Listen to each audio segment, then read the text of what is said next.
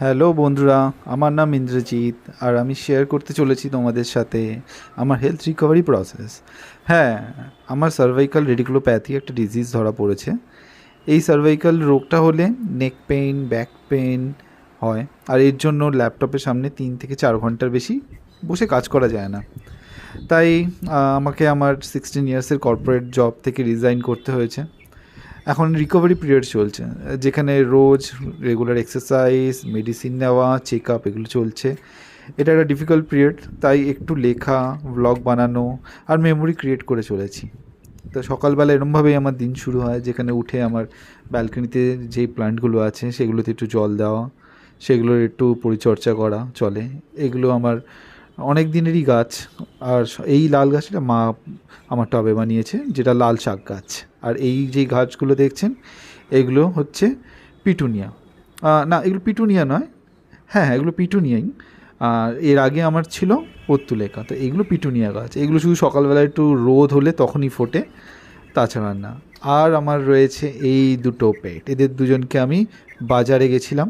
বাজারে গিয়ে বাজার করার সময় একটা দোকানে থেকে নেওয়া।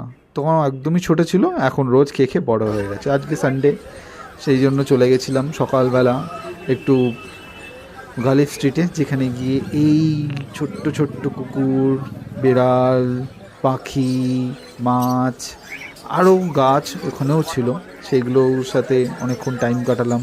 ভিডিও আপনাদের জন্য বানালাম, কিছু নিজের ব্লগের জন্য বানালাম, কালেক্ট করলাম। এইখানে সবথেকে প্রিয় আমার লেগেছিল এই র্যাবিটটা। আমি নেওয়ার জন্য দরদামও করেছিলাম। এটা হচ্ছে 1000 টাকা পেয়ার। তো আমি এটা নেওয়ার জন্য দরদামও করেছিলাম, কিন্তু ওনারা তো দাম কমাতেই চাইলেন না। আর খুবই কিউট ছিল। আর এই ছোটো ছোটো এই মুরগি যেগুলো আমার বাড়িতে আছে, বড় মুরগি, এগুলোই যখন ছোটো থাকে, এগুলো ছোটোগুলো 30 টাকা করে পেয়ার। আর একে একদমই ডিস্টার্ব করা চলবে না, তো ঘুমাচ্ছে। আর এই হচ্ছে মোরগ। এদের সামনে যাওয়া খুবই ডেঞ্জারাস, যখন তখন জাম্প দিয়ে দিতে পারে।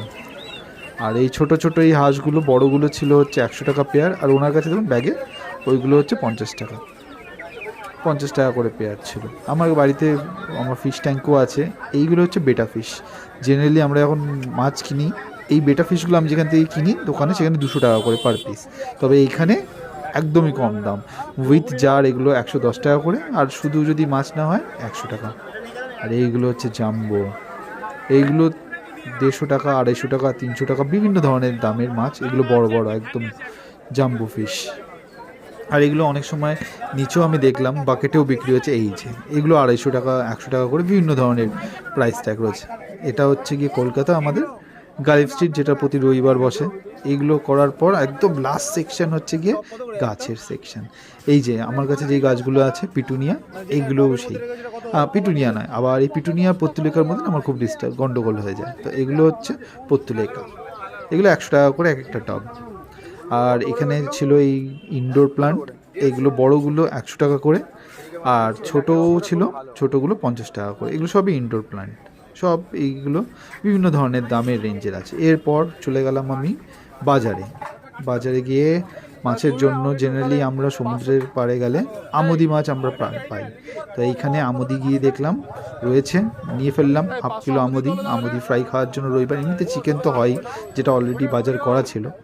আর এই আমুদি ফ্রাই রবিবারের জন্য।